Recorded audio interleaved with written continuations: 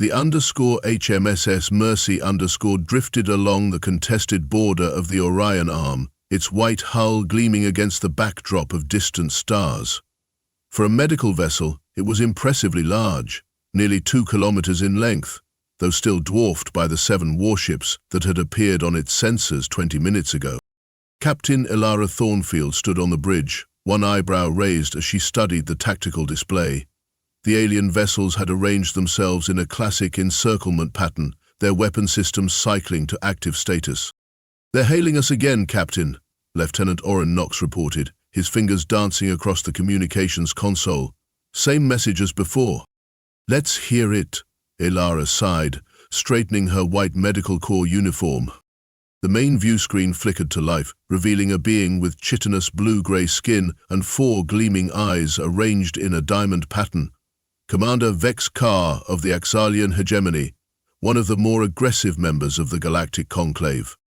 Human vessel. Vex'Karr's mandibles clicked in what the translation software rendered as a condescending tone. "You have violated Conclave-controlled space. Surrender your ship immediately or face destruction." Elara leaned against the command chair, a look of genuine confusion crossing her features. "With all due respect, Commander, we're well within the neutral zone established by the Arcturus Treaty. More importantly, we're a medical ship responding to an emergency beacon."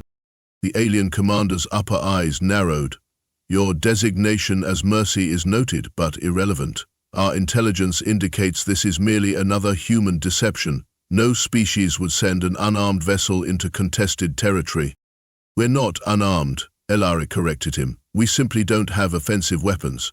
Our defensive systems are quite robust, I assure you." This caused visible confusion among the Axalian bridge crew visible in the background. Vex'Karr's mandibles clicked rapidly, a sign of agitation not properly captured by the translator. "Explain this contradiction. You claim to be a medical vessel, yet you admit to being armed." Lieutenant Knox muted the transmission momentarily. "Captain, sensors are detecting multiple escape pods from the mining colony on Theta Epsilon. Looks like at least 40 lifetimes, mixed species, several critical." Elara nodded, then reactivated the communication. "Commander Vex'Karr, this conversation will need to continue later. We have wounded incoming, including several Axalian lifetimes. If you wish to prevent your people from receiving medical attention, by all means, open fire on a clearly marked medical vessel operating under Galactic Treaty protections." She gestured to Knox to end transmission before the alien could respond. "That went well," muttered Chief Medical Officer Dr. Vivek Rajan, who had observed the exchange with professional interest. His dark eyes crinkled with amusement. "Remind me again why we keep sending medical ships with irritatingly honest captains into disputed territories?" "Because diplomats talk, doctors act, and someone has to patch up the mess when politics fails," Elara replied, already heading toward the lift. "Prepare all operating theaters. I'll be joining Triage Team 3 once I've changed." Behind her, Lieutenant Knox monitored the Axalian vessels with growing concern. "Captain, they're launching boarding shuttles, 6 of them." Elara paused at the lift doors. "Interesting. That's excessive for a standard boarding party. Standard procedure calls for raising shields." Security Chief Commander Tariq Nazari reminded her, his hand hovering over the defense controls. The former Marine's expression made it clear what he thought of allowing potential hostiles near the ship. "And deny injured people medical care? Not happening." Elara shook her head. "Besides, this is a teaching moment. Prepare reception teams, medical staff with security escorts, no visible weapons unless absolutely necessary." She stepped into the lift. "And someone find those cultural briefing packets on Axalian customs, the ones that explained why they're so jumpy about medical procedures." Dr. Rajan nodded thoughtfully. "The surgical taboo. Their entire species evolved with natural regenerative abilities, so cutting into bodies has been purely a torture method in their history. I'll distribute the information to all department heads." "Good." The lift doors began to close. "And Commander Nazari?" The security chief looked up. "Remember, we're healers first, even when they don't understand that yet." Behind her, the tactical display showed the Axalian vessels maintaining their threatening formation, but, notably not firing. The _Mercy_ had 20 minutes before the first escape pods arrived, and Elara knew from experience that those 20 minutes would feel like both an eternity and an instant.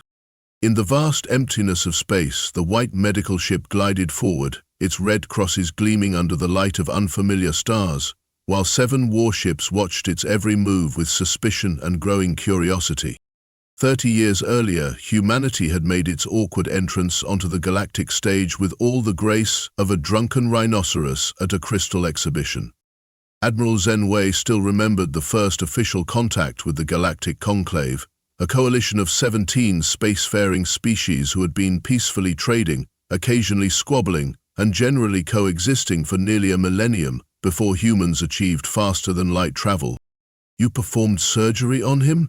Ambassador Catal of the Meridian Confederation had asked, all 6 eyes blinking in rapid succession, a sign of extreme distress that the human delegation had not yet learned to recognize. "Yes, to save his life," Admiral Wei had replied, confusion evident in his tone. The rescue of the damaged Meridian scout ship had seemed straightforward. Respond to distress signal, bring injured aliens aboard, allow medical team to treat plasma burns and internal injuries. What the humans hadn't known, couldn't have known, was that in most conclave cultures, cutting into a sentient being's body was considered the most profound violation possible. Medical care throughout the conclave relied on regenerative technologies, nanite treatments, and non-invasive therapies developed over thousands of years. The concept of physically opening a body to repair it manually was viewed with the same horror that humans might regard ritual cannibalism. The patient survived and made a full recovery. Dr. Francesca Okoye, the fleet's chief medical officer, had added helpfully. "We have detailed scans showing the repair of his cardiac tissues." The ambassador's translator had rendered his response as polite gratitude, but the diplomatic AI later flagged the actual statement as closer to, "You mutilated our citizen and expect appreciation for your barbarism."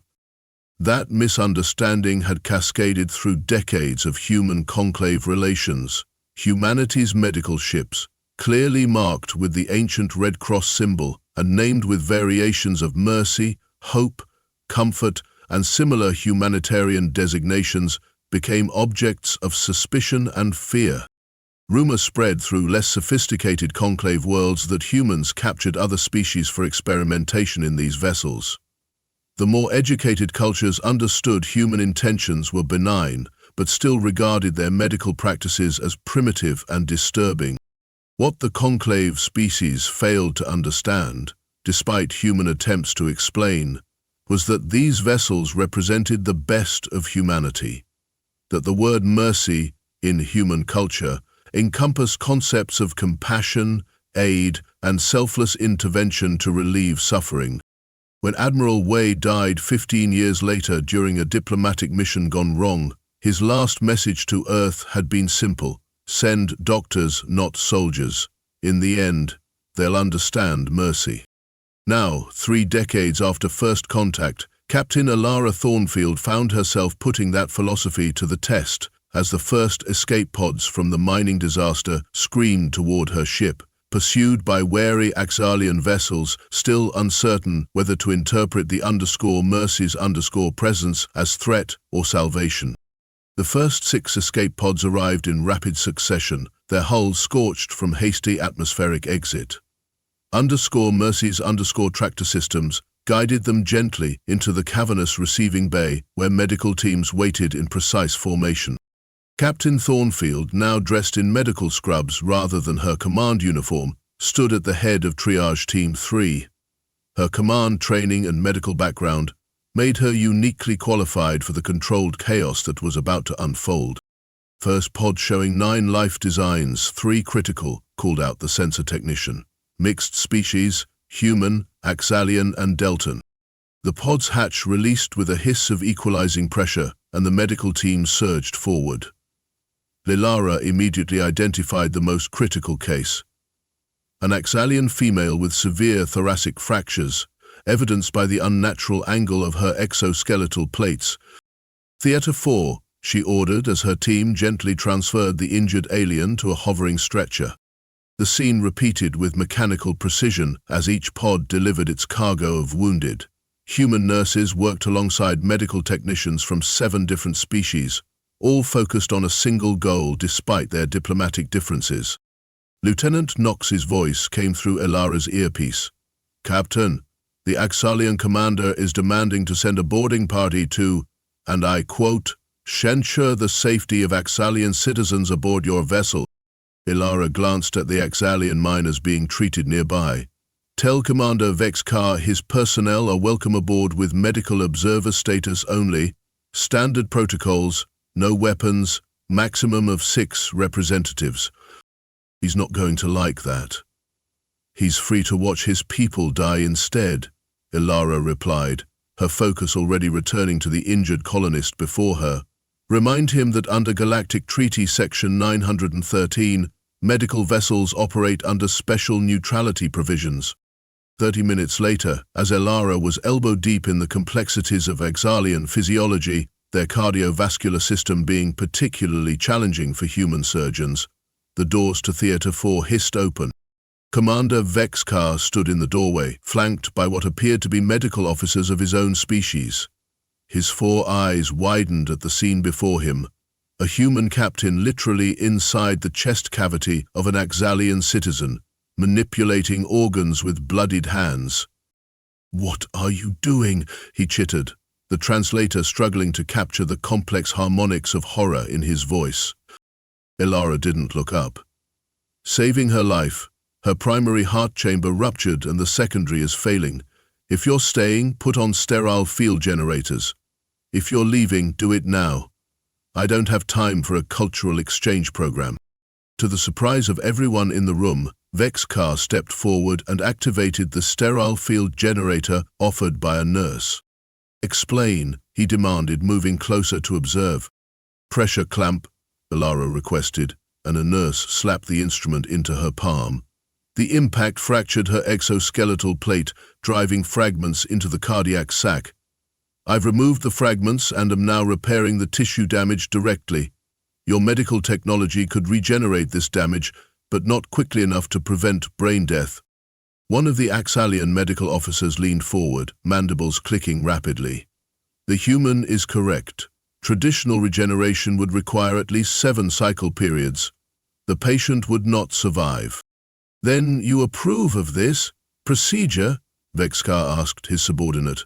"I do not approve, Commander, but I acknowledge its necessity." Elara continued working as they spoke, her movements precise and economical. "Commander, your officer understands the situation perfectly. What we do appears brutal because it is brutal. We cut, we stitch, we sometimes replace parts like mechanics. But we do it because the alternative is death." She glanced up briefly. "That's what mercy means to humans. Doing the difficult, sometimes horrible thing because the alternative is worse." Before Vex'Karr could respond, alarms blared throughout the ship. "Captain," Knox's voice came through the theater's communications system. 3 Hegemony destroyers just dropped out of FTL. They're firing on the remaining escape pods." Elara's hands never faltered in their work. "Extend shields, prepare to receive additional casualties." She looked directly at Vex'Karr. "Commander, I need to know right now, are you here as an observer or an ally?" The Axalian commander stared at the exposed organs of his fellow citizen, at the human captain's bloodied hands working tirelessly to repair damage, and made a decision that would later be recorded in Conclave historical archives as the turning point. "What do you need from me, Captain?" Commander Vex'Karr stood in _Mercy's _combat information center, his imposing frame looking oddly out of place among the medical monitors and treatment status displays. He had just finished communicating with the newly arrived Hegemony vessels, using language that had caused several human crew members to check their translators for accuracy. "They will not fire on the remaining escape pods," he reported to Lieutenant Knox, though they remain convinced this vessel is some form of human deception.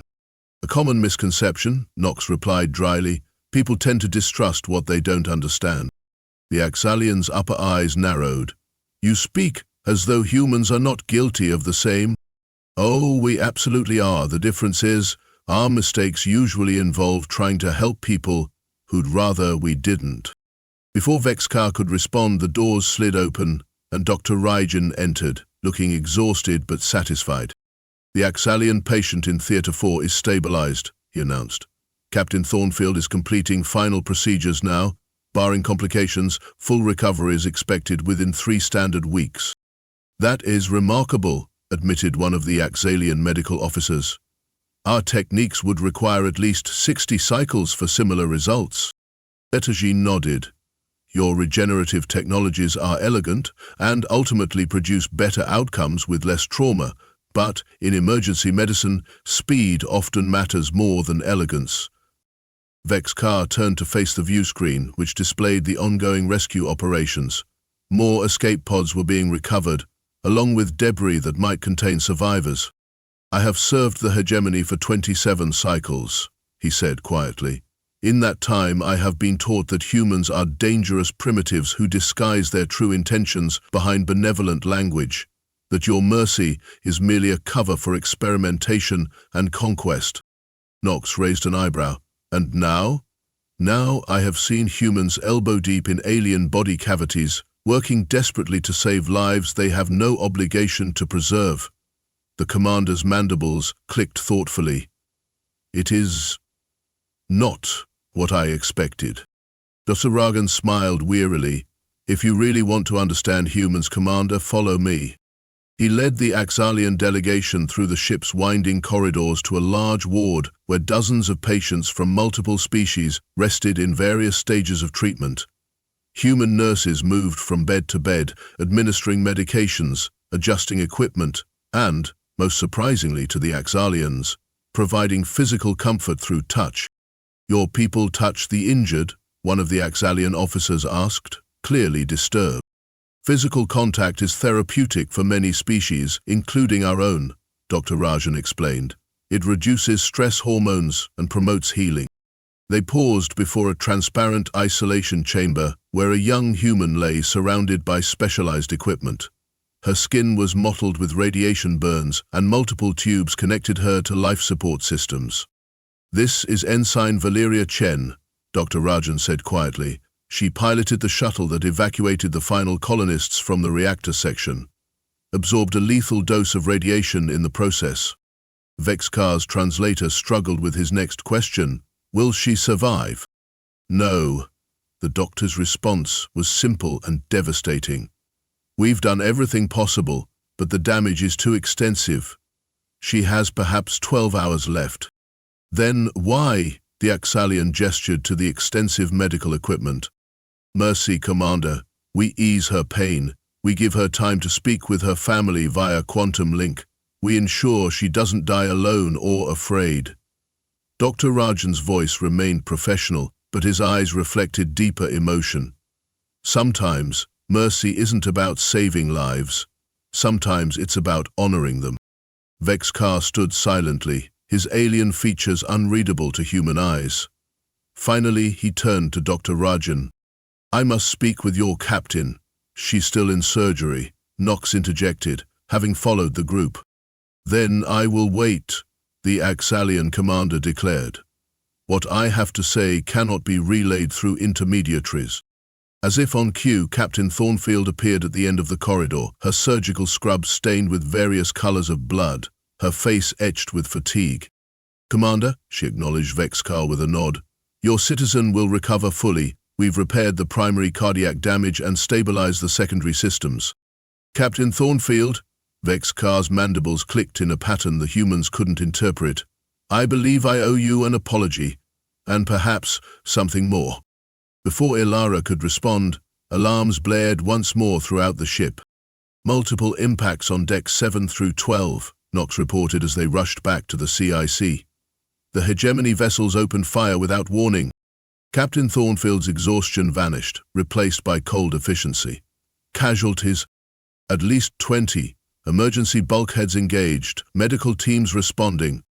Vex'Karr's skin flushed deep blue with rage. "This is outrageous. A medical vessel under protection of observer status?" "Save it, Commander," Elara cut him off. "Your apology means nothing if your people continue firing on my ship." The Axalian straightened to his full height. "Captain, permit me to open a channel to the attack vessels." For a moment Elara hesitated, then nodded sharply to Nox. "Do it." The viewscreen activated to show an Axalian officer whose ornate armor marked him as superior even to Vex'Karr. "Fleet Commander Dos Calare." Vex'Karr's voice resonated with formal harmonics. "I invoke right of primary witness under Hegemon law."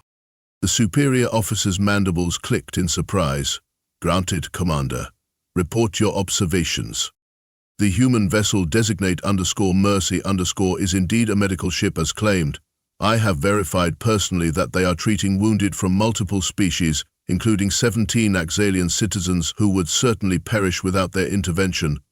Your attack not only violates Conclave treaty, but directly endangers hegemony subjects. Dos Callar's eyes narrowed. "We have intelligence indicating—" "Your intelligence is flawed," Vex'Karr interrupted, committing what Elara recognized as a serious breach of Axalian protocol. "I have observed human medical procedures directly.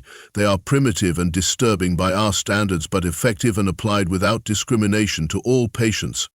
The fleet commander's mandibles clicked rapidly in what the translation software interpreted as skepticism. "Furthermore," Vex'Karr continued, "I have placed myself and my medical staff under the protection of this vessel. Any further attack will be considered an act against a hegemony official under diplomatic status."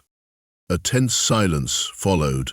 Elara realized she was holding her breath. "Very well," Dos Callar finally responded. "We will cease fire pending further investigation, but we maintain position and monitor all activities." The transmission ended and Elara exhaled slowly. "Thank you, Commander." Vex'Karr turned all four eyes toward her.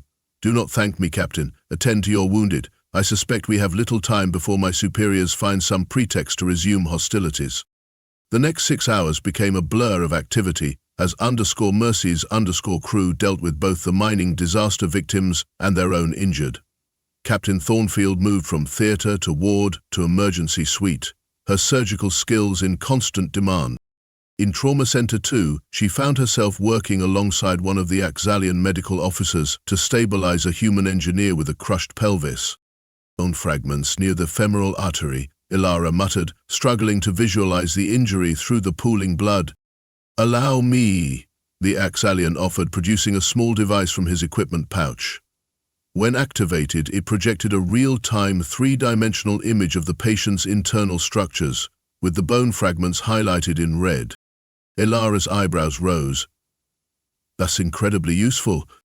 Your surgical skills complement our technology," the Axalian replied.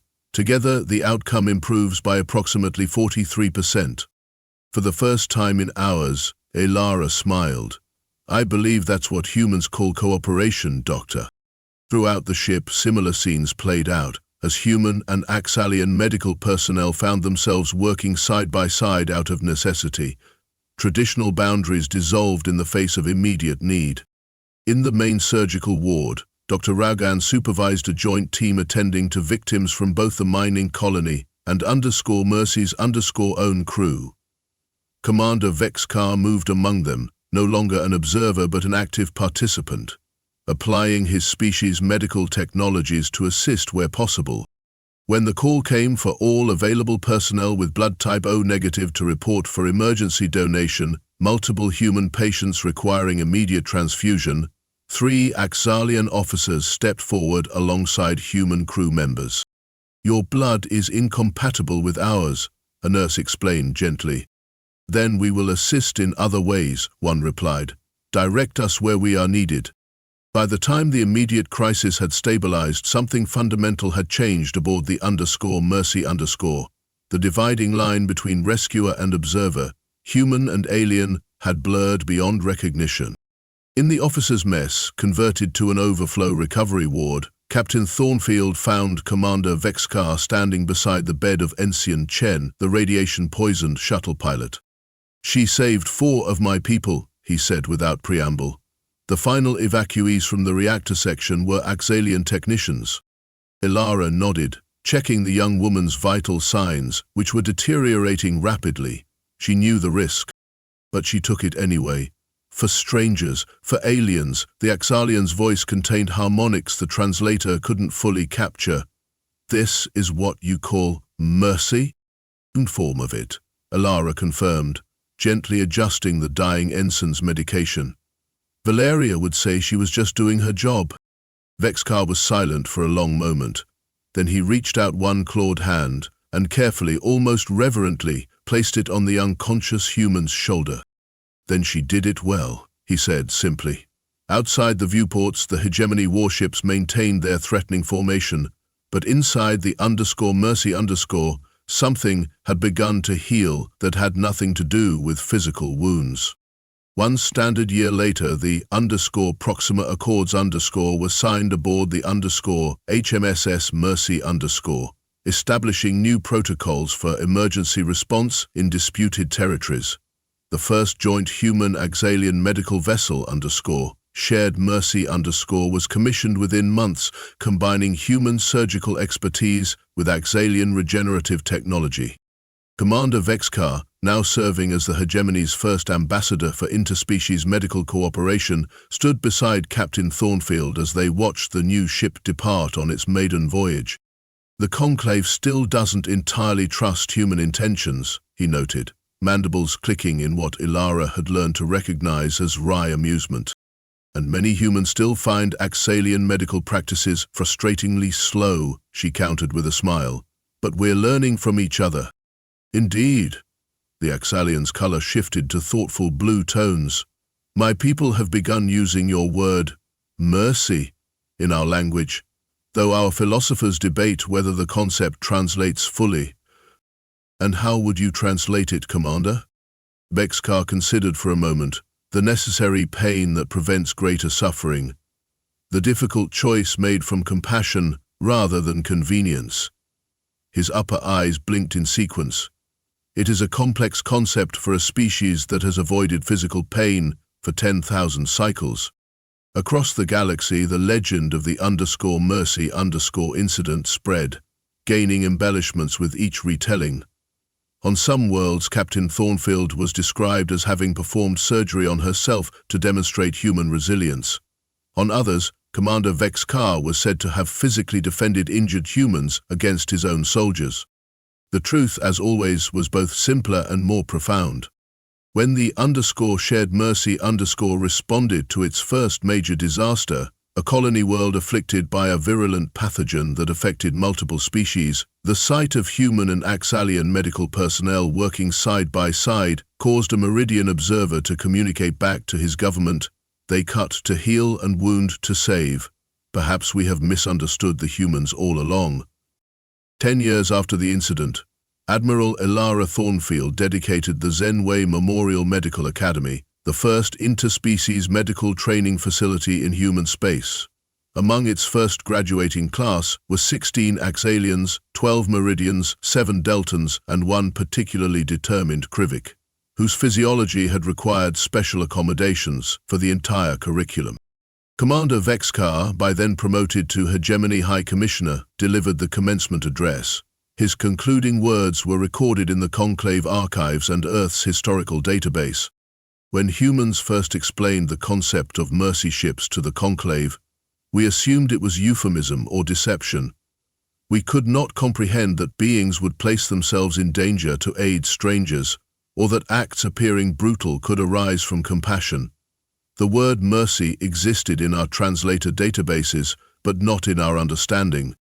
He surveyed the gathered graduates, his coloration shifting to ceremonial patterns of profound respect. Today, we do not merely understand the word, we embody it together, and the galaxy is better for this shared mercy. Across the vast reaches of space, white ships with red crosses continued their silent missions, but now, when other species saw the word mercy emblazoned on a human vessel, they no longer recoiled in suspicion.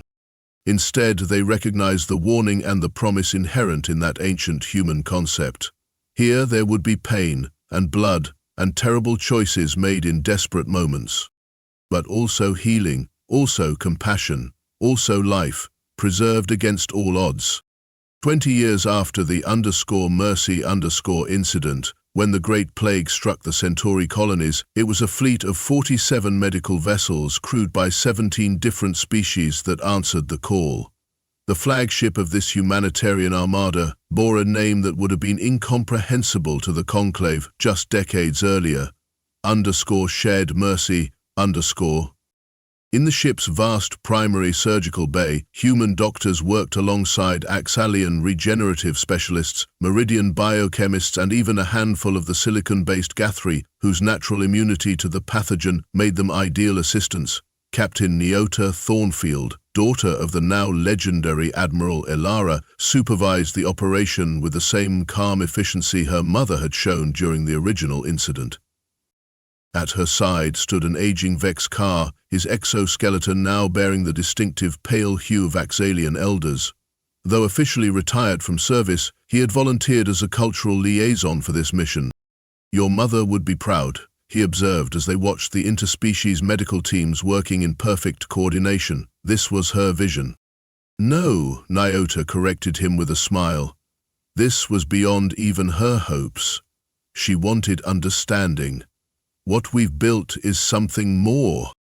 Below them, a young Axalian surgeon was demonstrating to a human resident how to apply regenerative compounds to a wound, while nearby a human trauma specialist showed a Meridian apprentice the proper technique for emergency vascular clamping, each species teaching the other its strengths. "We still have much to learn from each other," Vex'Karr acknowledged. "That's the point," Nyota replied. "Mercy isn't static, it grows." On a nearby surgical table, a critical patient was receiving simultaneous treatment from 3 different species, each applying their unique medical approach to a problem none could have solved alone. That, perhaps, was the greatest lesson the galaxy had learned from humanity's mercy ships, that compassion could be as innovative as it was ancient, that healing transcended biological differences, and that some concepts, once truly understood, belonged to no single species but to all. Mercy, in all its complex, contradictory, and quintessentially human glory, had become something greater, a shared ideal that crossed the boundaries of evolution and space-time to unite sentient beings in the most fundamental of purposes, the preservation of life and the alleviation of suffering. And it had all begun with a single human captain, standing firm when confronted by alien warships, explaining with characteristic bluntness, "We cut, we stitch, we sometimes replace parts like mechanics, but we do it because the alternative is death.